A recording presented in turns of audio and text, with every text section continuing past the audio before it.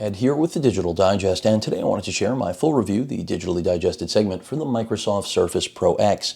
Now, for those of you that have followed my coverage of this 2-in-1 from Microsoft, you already have a fairly solid understanding of my thoughts on this product, but if you've missed any of my previous videos, today is the day where we close things out. So, the Surface Pro X at $999 US for the tablet alone base configuration, powered by Microsoft's Qualcomm SQ1 ARM processor with 8 gigs of RAM and 128 gigs of storage, as well as onboard LTE gigabit connectivity, which is one of the most impressive features of this machine, is very expensive to say the least, considering that while it's marketed as a 2-in-1, at the end of the day, I'm not sure it's even that, and I'll get to why. And then if we take into account the new type cover with the slim pen, which I happen to like a lot, I mean, the type cover, pretty much the same as what we've experienced in the past, Microsoft incrementally improving on that. The pen is the real new design in that mix, and I happen to like the slim pen a lot. This Carpenter style pencil is pretty much the exact same thing that I've experienced with the Galaxy Tab S6, very similar in terms of design, and it works. What else can I say? I mean, when something works, that's a good thing, and it does. I mean, whether you're an artist, a note taker, you will enjoy using this, and that's probably also, like the LTE connectivity, one of the more impressive things that the Pro X can pull off. But at $1,000 for the tablet and $270 for the keyboard pen combo, I should be able to tell you much more, or many more positive things than the pen experience, as well as I've mentioned, LTE connectivity. So let's talk about what else is positive. Form factor, design, all really good here. I mean, if Microsoft got anything right in bringing this to market, it was form factor. 1.7 pounds, a 13-inch display, the highest resolution of any Surface Pro product, but ironically, we got the weakest hardware they've ever delivered at a price point of $1,000. And when you go back to the history of the Surface Pro lineup, it started as a value. In fact, I don't think Microsoft was making money for the first 2 generations of hardware manufacturing. Now, of course, it's quite the opposite. The brand is established, they have retail footprints, they've created and contoured a Microsoft experience very much like the Apple Store experience, and those are all good things. The problem here, however, is that, as I mentioned, this is marketed as a 2-in-1, something that is going to replace your tablet as well as your PC, your laptop, of course, not a desktop. But I don't see it doing either of those things. Now, a tablet, yes, if you're an iPad Pro user, if you're a Galaxy Tab S6 user, and all you're looking to do is consume media, check your email, this will work in a Windows 10 environment. And that is the big catch, isn't it? Because the majority of tablet users really don't want to use Windows 10. Don't get me wrong, because I love Windows 10. I'm a Windows human all day long. I'd always rather have the flexibility of having the full OS. However, I do not want the full OS when I can't really use it. And that's exactly what we have here with the Surface Pro X. We have a really nice piece of hardware that, boy, is it priced accordingly, that doesn't live up to the capability of what it should, especially to accomplish being a 2-in-1. So, first and foremost, if you like iPad Pro products, if you like the Galaxy Tab S6 and all you need is a tablet and some light productivity on the side, take a pass on this thing. If they were the same price, I would still have trouble recommending this, especially to Apple users, because they really probably don't even want to touch Windows 10, even though myself and many of you out there, again, enjoy using it and it's your daily driver. Plenty of Apple users don't want to look at it. In fact, they think it's a virus machine, even though if you're in the know, you know that's not the truth. Fake news, but real fake news. The point here is that what I see, rather than being a Surface Pro product, is really the Surface Go 2. And I could have said this at the top of the video. I don't think I've heard or seen this opinion anywhere else, but that's my take on the Surface Pro X. We are looking at the sequel. I mean, Microsoft will not ever say this or in any way validate this, but again, in my opinion, we did not get a successor to the Surface Go. And I actually thought the Surface Go was a solid offering by Microsoft to create a tablet, much like this, that could be a two-in-one, but we know, at its price point and with the very underpowered processor, essentially netbook capability that it had, it would just be serviceable. It would compete with things like the iPad, it would compete with the Galaxy Tab, but you'd be living in Windows 10, which I think was a smart proposition for Windows users, because after all, if you want to have Windows 10 on a tablet, that was arguably the best offering. And I would have said this is the next best offering, because even though it has that ARM processor that cannot run all of the software that the lowly Surface Go from years ago could, granted this will outperform the Surface Go in regular consumption, I mean much faster, no question about it, it will hit a brick wall that even the Surface Go wouldn't. I mean, the Surface Go would be miserable to try to do certain tasks with, but it could still attempt those tasks. Because we're living in an ARM-based world here where everything must be ported in terms of software, that's where the Surface Pro X, and I'm sure many of you have heard this already, whether you follow my coverage or not, it hits a wall that it simply is never going to get through. Now down the road, what may happen, how many developers may port and really bring us more and more software, I hope that's the case. I really do. And I also hope that Microsoft did not shoot them in the foot with this product, because it's incredibly expensive. Again, $1,000 for the tablet, $270 for the keyboard pen combo, and that's if you don't take a step up on the actual storage and RAM. I mean, you can go up to $1,800 on the tablet alone. And when I say that this really seems like a sequel to the Surface Go, it's because it's just as limited, in fact, more limited than the Surface Go. What it does, however, that the Surface Go did not, was bring us a much more attractive product, a product that has a 13-inch display, nearly zero bezels, so a modern look, Windows Hello. It even has the ability for you to user replace the SSD. And you might be scratching your head, why would they do that here? Well, with the price you're paying for this machine, I don't see Microsoft losing any sleep over the fact that we might be able to replace the SSD, something that in all likelihood is not going to break on you in the lifespan of your usage of this so-called two-in-one. So this is a Surface Go on steroids, in my opinion. But at the same time, I've already mentioned, it can't even accomplish what the Surface Go could from a traditional route of just running exe files, because of the fact that it's built around an ARM processor. And don't get me wrong in any way, shape, or form. I want this to succeed.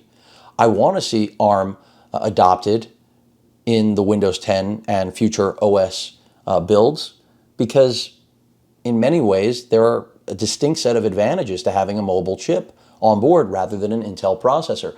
But this thing is just, it's beyond early adopter. Because even if you're an early adopter and you say to me, well, all I really want to do is access my email, some productivity software, a little bit of content consumption, so Netflix, YouTube TV, those sorts of things, I still don't know how anyone could wholeheartedly, with any conscious or goodwill, recommend this product, because it's just so expensive. And at the end of the day, that's what I see. I mean, I'll be repetitive. This appears to be a Surface Go where they polished that turd really well. And by the way, I liked the Surface Go, so don't think I'm calling the Surface Go a turd.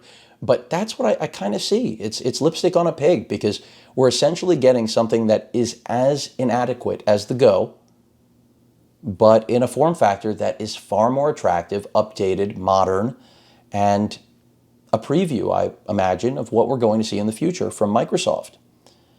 But now Microsoft has the ability to make a lot more money. And there's nothing wrong with Microsoft making money. I mean, look at Apple. I mean, they're the only company that can sell products at infinite times their cost of manufacturing and get away with it, because consumers are just, they're religious when it comes to product following. And that is something to brag about, meaning on Apple's behalf, not the users giving them the money. That's fantastic marketing. That's fantastic support from your consumers customers. And I think Microsoft wants the same thing. And as I've said, they've come a long way from the original Surface Pro in making sure that this lineage translates to not just something people want, but something they need. The problem here is that I can't tell you that anyone really needs this. And even if you love the hardware, if you love the look, all of those things, this is really a 2019 Surface Go with an ARM processor. That is what it is. That they just invested more money in marketing. And as a result, structured pricing from $1,000 to $1,800. Again, sans keyboard and pen, which to me is mind-numbing. So, what's the story here? It's really what it always has been. Nice looking product, far too expensive, and I hope, really hope, that it isn't a one and done. Because if it is, then Microsoft would have been better off doing exactly what they did with the Duo and Neo at their latest keynote, which was teasing it and saying, in a year, this will appear. Rather than, we're dropping it on you, and let's see what happens. If it's a flop, we walk away. At least we'll already have the assembly lines ready for this chassis, the new screen, all of those things, and we'll just start dropping Intel processors in there. We won't maybe offer i7s until they can be passively cooled. I don't know when that will be, but Microsoft has done a wonderful job with the i5 and the Surface Pro 7, and there's no reason, in my mind, that the i5 10th gen chip couldn't be inside this chassis. I mean, just think of that right now. So we've got the 10th gen Ice Lake i5 in here, 8 gigs of RAM and 128 gigs of storage. Sign me up. You've got a winner. And guess what? The price should be very close to the price of this machine with the Qualcomm SQ1. I mean, it really shouldn't be more than $1,000 to $1,200 because even for Microsoft, that's too much. Now, if this was coming from Apple, I would completely understand. After all, Apple charges over $1,000 for their top-of-the-line iPad Pros, which is a thing that I hope consumers one day put their foot down. I mean, no matter how much you're in love with it, you have to know at the end of the day that its convenience is just convenience and that you don't have a computer. Even though so many people will swear by it, it replaced their computer, you got to look at what you do with your computer, right? I mean, it's always a reflection. And the same applies to me. I'm no different.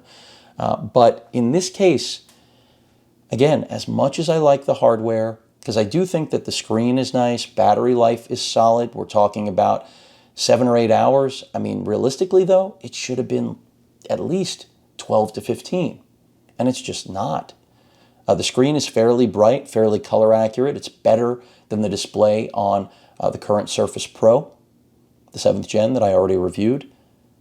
But that's kind of where things end. So much potential, and really I just see this as the Surface Go 2. And I'm not sure why more people in the media and the press haven't been looking at it that way, because even though we got a brand new design here, and we have arguably one of the most innovative looks, at least, I'll say that. I mean, I don't think it's a beautiful piece of hardware, but I think they did a good job. Build quality is great, as it is with all of the Surface Pro products. But that's really it. Speakers are solid, considering there's barely any footprint of those stereo speakers. I mean, I really like a lot about this Pro X, but at the end of the day, the fact that it really isn't a 2-in-1.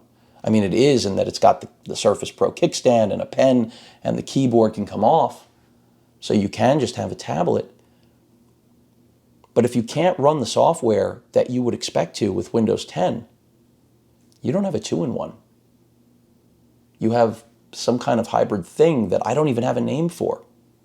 And it's not just a tablet, because again, no one, not even myself, would want Windows 10 unless I could fully use it. And I'm not being a stickler or picky about this.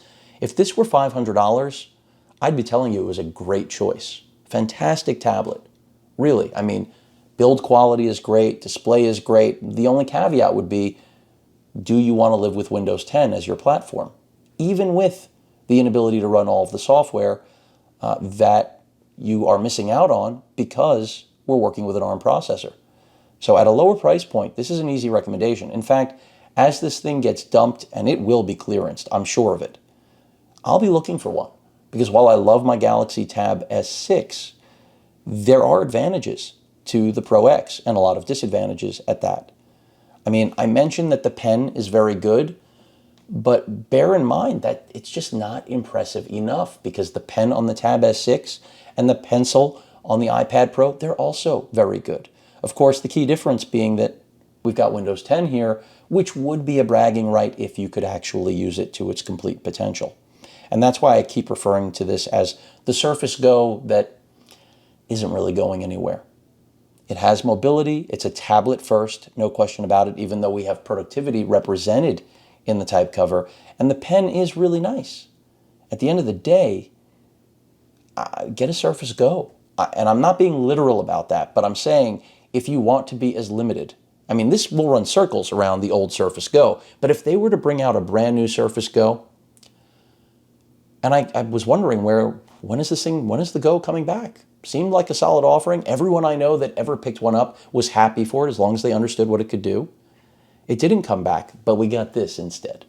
And that's why I've concluded that this is the Surface Go replacement, but with margins that are not infinite, but nearly, because I just cannot fathom why you would pick this up over a Surface Pro 7. I can't. The Surface Pro 7, more powerful, more affordable.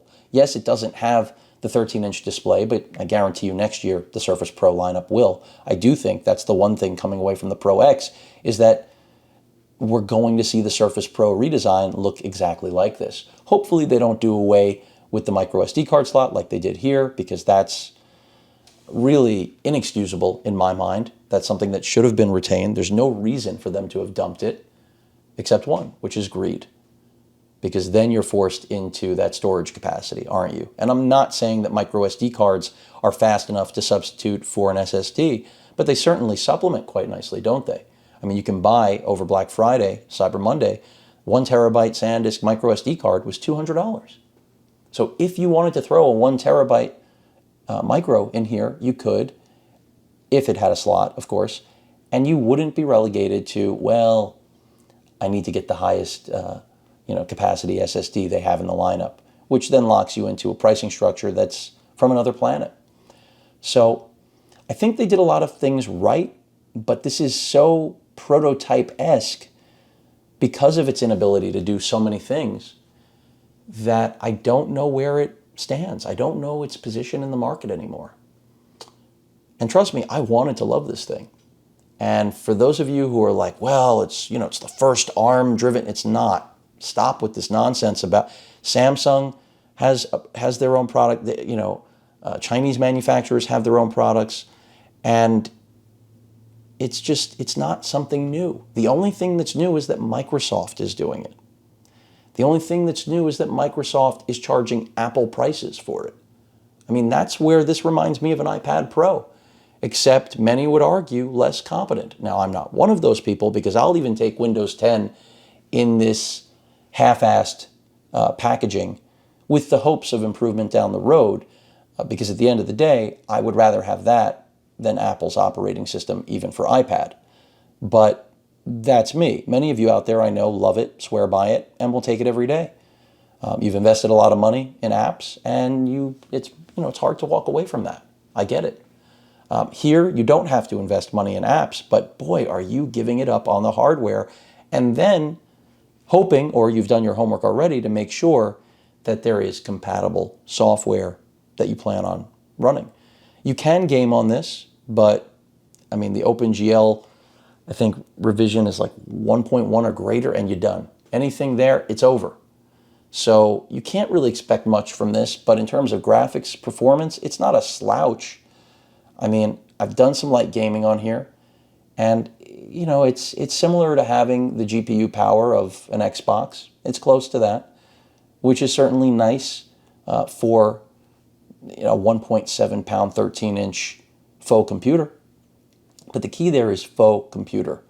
So, many people out there will say, I love it, it's my daily driver, and I get it. If you're using that LTE gigabit radio and you want something lightweight that you can take with you anywhere, this machine accomplishes that. And I think for a lot of businesses, this will be a great tool to deploy, but it's even too expensive for businesses. I mean, outside of executives, I don't see this making its way into traditional employees' hands. I just don't. It's like I think about watching, football and American football, that is, and how the Surface Pro lineup is the product that you see on every broadcast. And I try to imagine that, where could they stick this? Well, they could stick it on those broadcasts because those anchors that are sitting there really aren't doing anything other than browsing the web. And yes, the broadcast may have some integrated software for them, but that's it. They're not doing anything else. So this could work for them. But when you start getting into trying to deploy it internally in large companies, they have to make sure that whatever they're going to run is going to be compatible with the ARM architecture, since this is not a traditional Intel-driven PC. This is not going to run legacy stuff. It has to all be ported. So huge companies, I can't really see them adopting this when they can still opt for the Surface Pro 7 or even go back a generation and save more money, or 2 generations.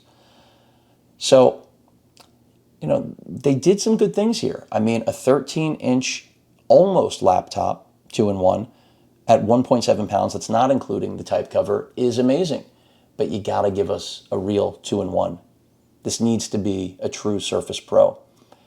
And this is really the Surface Go X, not the Surface Pro X. I mean, we've got 2 Type-C ports. I don't expect Thunderbolt. You don't have Thunderbolt in any Surface products. I mean, you do, but not Surface Pro. So I'm not expecting it here. So, I mean, charging here is a nice thing. Yes, you can still use Microsoft's magnetic charger. I'm looking at the wrong side. It's right there on the right side. But why would you? I mean, if you're already carrying around a 65-watt Type-C charger, plug it in. You have one cable to rule them all, right? That's kind of the idea. And I get it that Microsoft's not giving up on this. They spent a lot of money trying to come up with their answer to what Apple has, a magnetic charging receptacle that won't destroy the laptop if someone trips over the wire. Wunderbar. But, I just, I had high hopes for this, and I did legitimately think this could be my daily driver tablet. Because you have to know going into this is not a computer. It looks and feels like one. It even has Windows 10, but it just isn't. And again, there are a lot of people, I have members of my family that I know this would be perfect for, but I cannot recommend it because it's so expensive. And trust me, those family members can afford it. That's not the issue. It's whether or not I think they deserve to be swindled. And in a previous video, I talked about being a jerk if you get taken for the highest end model, and a lot of people out there thought I was calling them jerks. No, that's not what I was doing. In fact, I don't even call Trump supporters jerks. I reserve something else for them. This is about whether or not, the reference was to the movie The Jerk, starring Steve Martin. If you're familiar with it, you're familiar with it.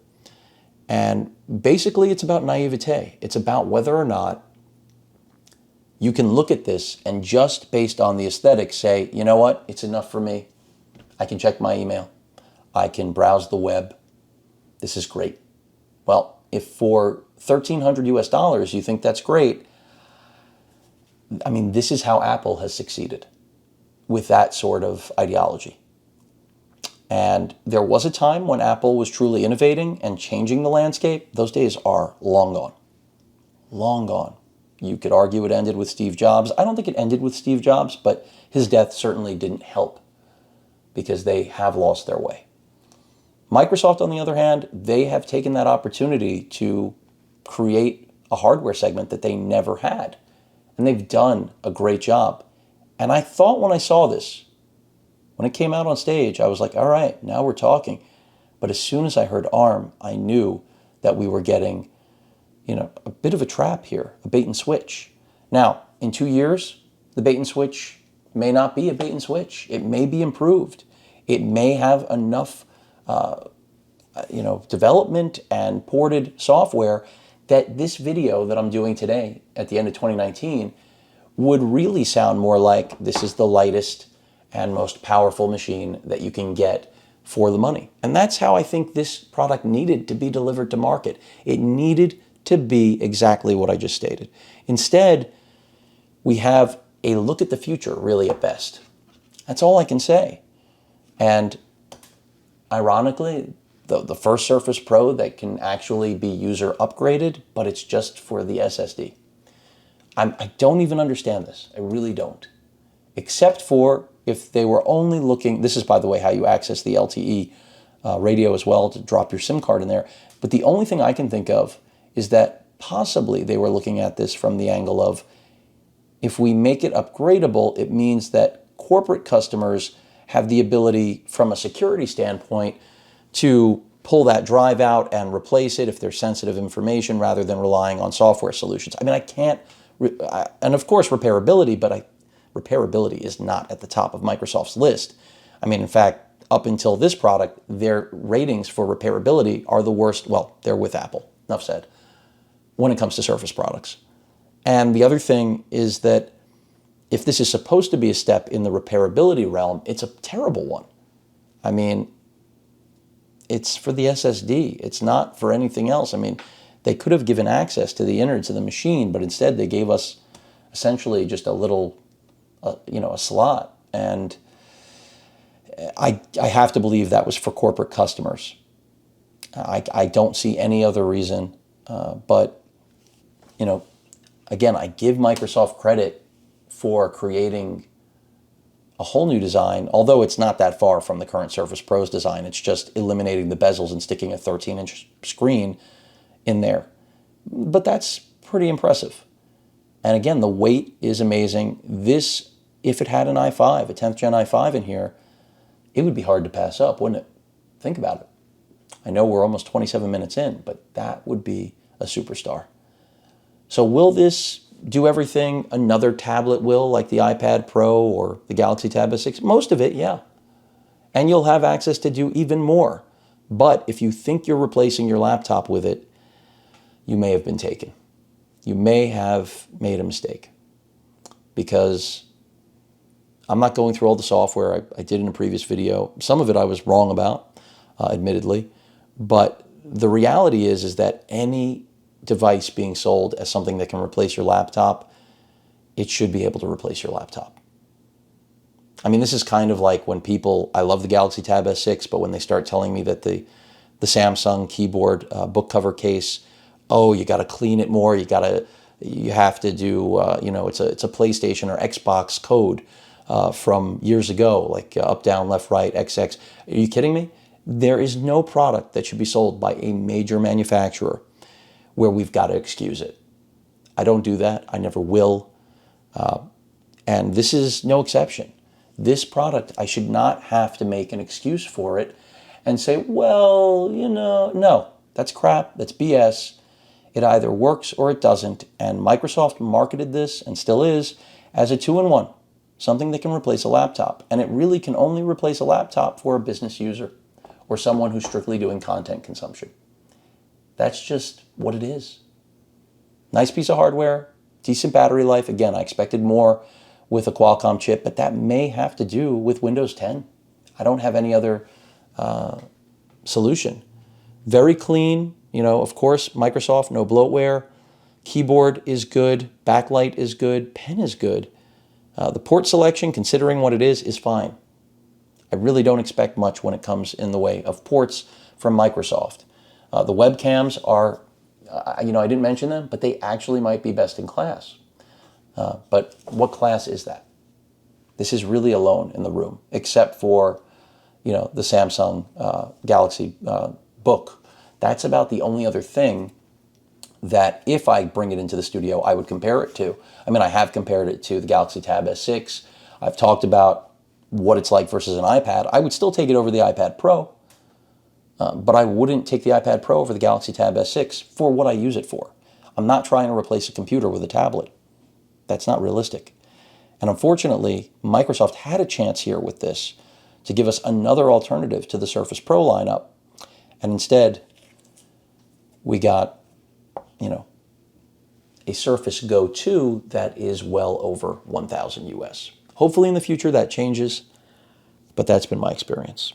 And you got a 30-minute rant about it because I'm frustrated by something that I had high hopes for, and the end result is just an incredibly overpriced Windows 10 tablet that cannot even fully utilize Windows 10. So while there's some elements are beautiful, and the simplicity and the polish on the device is great, and I know there are people out there that are happy with this, and there's nothing wrong with that. Again, I wasn't calling you a jerk, any of you, for liking this product and enjoying it. But that's not my responsibility here in terms of what I try to do on the channel is to educate. And at the end of the day, this shouldn't be marketed the way that it is. If they would have marketed it literally as a new kind of computer, that would have been more honest than a two-in-one, because it just simply isn't that. And I can't tell you how many people I've spoken to, not just feedback from the channel, who pre-ordered this thinking that it was a full-fledged PC. And then when they found out that because it had that bright and shiny new co-opt SQ1 processor, they couldn't do what they could on a lowly, Surface Go, that's when pause comes into play.